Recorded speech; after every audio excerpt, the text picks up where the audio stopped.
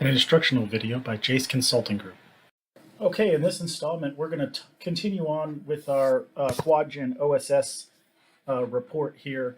We have the PDF file opened up still with MSL 01178, and we're continuing on with the next block down, which is called RRU cell mapping.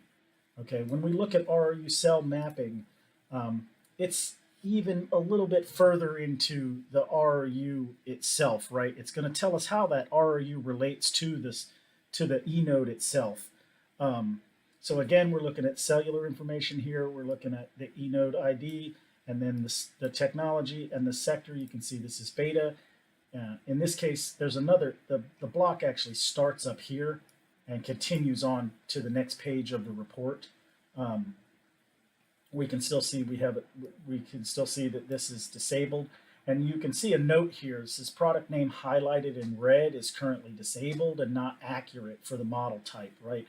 So we can't really trust any of this information. It's pulling old information. So if something is changed on that node, it can't really tell you if it accurate and up-to-date information, because that particular radio is disabled right now, so it's not going to be able to tell you that information.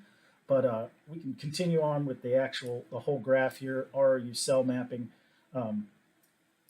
This information, just like we said, node ID, frequency, sector, carrier layer, and then this right here is going to be sector carrier, is what SC stands for, and this is going to be sector equipment function, right? You don't need to worry about these numbers necessarily. They're arbitrarily assigned. But if you notice, this 5 will always line up with this 5 right here. So it's sector carrier, and sector equipment function is 5, which means it's in the 50 series in terms of what RU number it's been assigned. That's assigned by the scripting, the scripters, the RF engineers who script the site, and you don't really need to know about it, but it's good information to have. Product name, same as before. It's going to be the type of radio that you have up there. Serial number, same. It's going to be the serial number of that radio. Like we said, don't trust it necessarily. Configuration of power, right? So power configuration, this can be compared to available power. So this isn't actually 12,000. That's just the way the computer prints it out. What we're actually looking at here, we're going to delete some zeros. You can just ignore the last 3 zeros here, and it's actually 120, right? So this is working on 120, and it's configured for 120, and its available power is 120. If you see available power as 120, but it's configured for something else, it might be a much lower number. It might be 1 or 10 or something like that. That means the internal power settings on the radio have been turned down.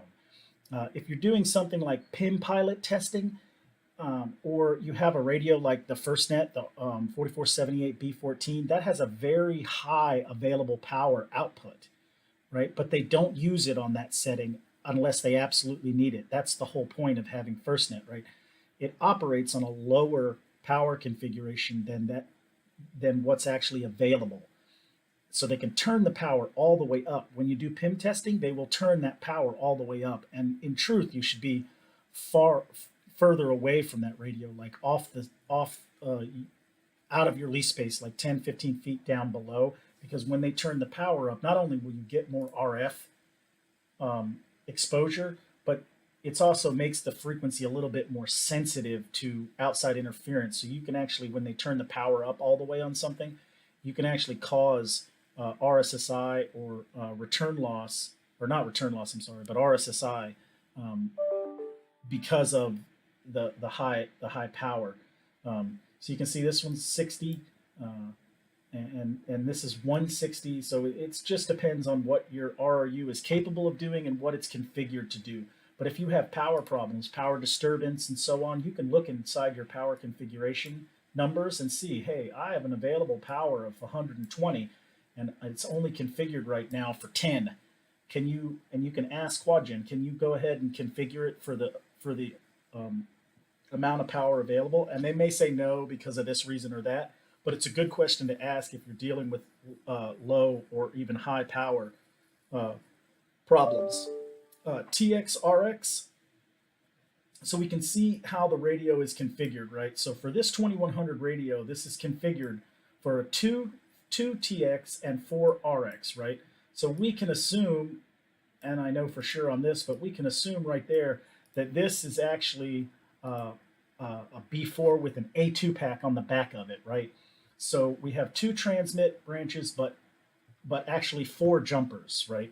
So all 4 jumpers have a receive, but only 2 of them are used for transmit, right? And that's not necessarily important to you unless you're troubleshooting some serious RSSI issues on an A2 pack radio. You might want to inquire about which branches on that radio are the 2 that are transmit and which ones are receive. Now, all 4 branches will have a receive channel on it. So if you're troubleshooting RSSI, you're not going to have a jumper that doesn't have a receive. But you may see some that are only for 2 receive and 4 TX. I'm sorry. And in that case, the only 2 branches that can have RSSI, because that is a return signal, right?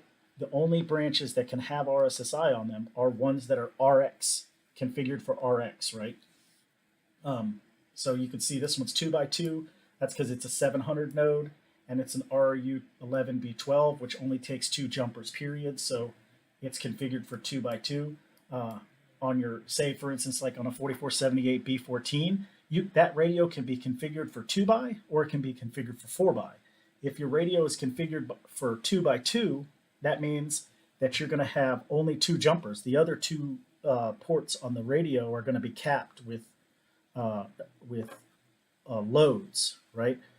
So you can look at your TXRX. If you're having problems, say for instance 2 of your branches on 1900 are not reporting, this could be scripting. They can script that radio for 2x or they can script it for 4x4, like this 1900 node right here.